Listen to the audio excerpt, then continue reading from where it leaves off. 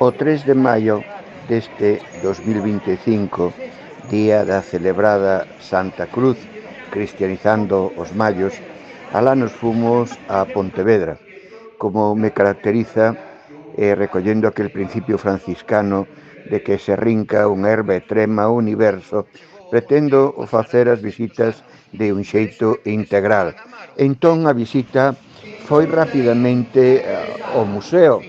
unha visita que nos loveou 2 horas e pico, ca intención de velo de un xeito integral, meternos nos pintores do romanticismo cando descubrían Galicia, non? Eran aqueles precursores, Dionisio Fierros, Serafín Avendaño, Ovidio Murguía, Pérez Villamil. Estes son os estudios que fai o propio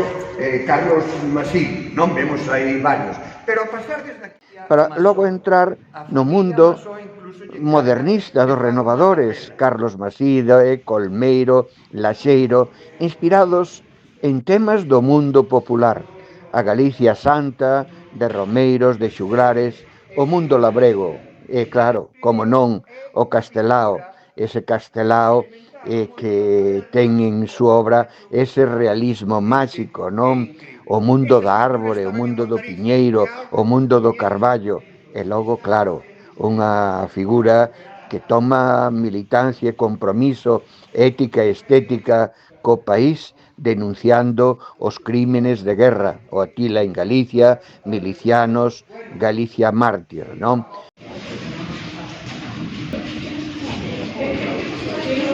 Logo afondamos na arqueoloxía, no mundo do paleolítico, as gándaras de Budiño, no mundo do neolítico, entrándonos pois na riqueza de idade do cobre, do estaño para a fundición do bronce, os machados de talón que funcionaron como moedas, o tesouro de Caldas de Reyes, e logo ese mundo tan noso, o mundo dos castros, tan romanizado. E os romanos decían que eran céltico, e a arqueoloxía, os torques, os epígrafes, falan tamén de galaicos como célticos, non? Pola tarde fomos a Lourizán, ese pazo magnífico en triste abandono, reunión tras reunión, a Diputación, a Xunta de Galicia, o caso é que é un patrimonio que convería rehabilitar e revitalizar.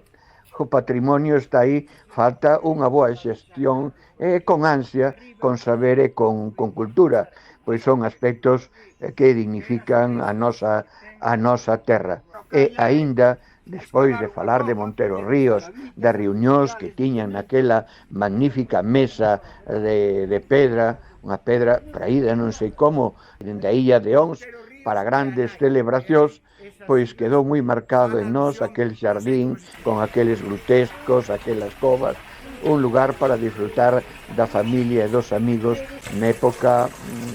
do romanticismo e nun momento en que Montero Ríos influiu tanto na política do reino de España naqueles momentos. Ben, pois moitas gracias, quedei encantado do grupo, da xente que nos acompañou, e o que digo sempre, coñecer as cousas para querelas, para defendelas, porque de momento somos os depositarios dese legado que hai que transmitir.